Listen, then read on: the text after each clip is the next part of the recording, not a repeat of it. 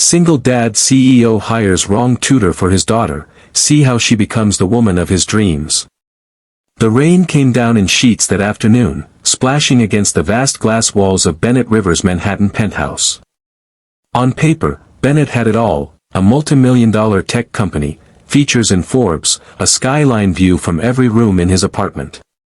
But beneath the gleaming surface, he was a man worn thin, juggling boardrooms and bedtime stories since his wife's sudden passing 3 years ago. At only 41, he was a widower, a CEO, and a father to the most important person in his world, 9-year-old Ella. Ella was bright, sensitive, and braver than most kids her age. But her math grades had started slipping, and Bennett, desperate to support her while managing his demanding schedule, had his assistant hire a tutor. It was supposed to be a top-tier, Ivy League certified educator. But due to a mix-up in the resume folders, what Bennett got instead was Camilla Hart, a struggling artist who moonlighted as a babysitter and had listed creative problem-solving with kids under special skills. When Camilla first walked into his office, drenched and breathless from a late train, Bennett was moments from calling security. She didn't fit the part. Her backpack was covered in patches and paint splatters, and she smiled like someone who had nothing to lose but everything to give. "You're the tutor?" he asked, incredulously. "Technically, yes. But I'm really good with kids. Just give me a shot." "1 hour," she said, pulling her wet curls behind her ears. Something about her confidence in the face of obvious odds made him pause. Ella peeked around the corner, curious. "Can she stay, Daddy? Just for today?" Bennett sighed. 1 hour. That was all. What followed was not a math lesson by any conventional means.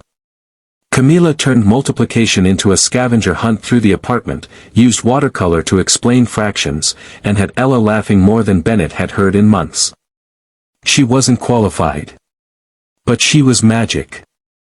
Against his better judgment, Bennett kept her on.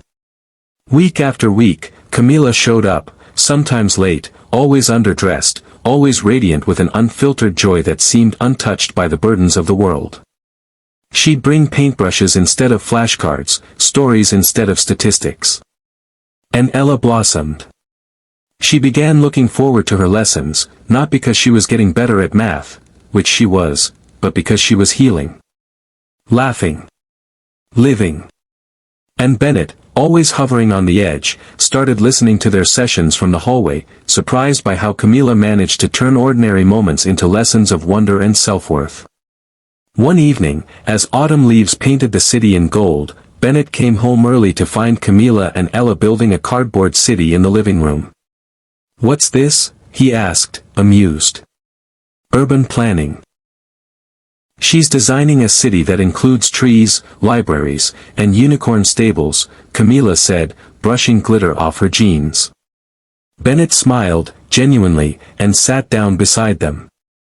That night, something shifted. They weren't just tutor, student, and employer anymore. They were something in between. It was during the company's annual gala when Bennett saw Camilla in a completely different light. Ella had begged her to come, and Camilla, with some coaxing, had agreed. She wore a simple navy dress and a nervous smile. Among the sea of designer gowns and stiletto heels, she was unmistakably out of place, but radiant. And when she laughed at one of Ella's jokes, something inside Bennett melted. He didn't know it yet, but he had already started falling. The transformation wasn't sudden. It happened in the stolen seconds, when she handed him coffee before a big meeting, or when he caught her fixing Ella's hair like a mother would. She began leaving notes for him too, little quotes or doodles tucked into his briefcase. Still, he fought it. He was a CEO. She was the wrong hire. It didn't make sense. But love rarely does. Then came the winter that changed everything. Camilla missed 2 tutoring sessions. No call, no explanation. Bennett grew worried. He checked hospitals. Her phone was off. Ella cried herself to sleep. On the 3rd day, he tracked her down to a walk-up in the Bronx. The building was crumbling. He knocked, and after several tense minutes, she opened the door. Her eyes were puffy, cheeks flushed. Her mother was inside, bedridden, dying slowly from a chronic illness Camilla couldn't afford to treat. She had sold most of her belongings to pay medical bills. She hadn't told anyone. Bennett stood there, stunned.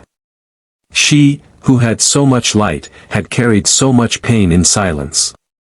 "Why didn't you ask for help?" he asked softly. "Because people like me don't get help from people like you." That night, he made a decision. Without fanfare, he paid for her mother's treatment anonymously. Camilla found out weeks later, when the hospital called her with the news. She showed up at his office, eyes brimming. "Why would you do this?" "Because Ella loves you. And because I think I might too." There was silence. Then tears. Then laughter. They stood in that moment, two broken people finding peace in each other. Over the months that followed, love blossomed slowly. Not the flashy, red carpet kind Bennett was used to seeing in business circles.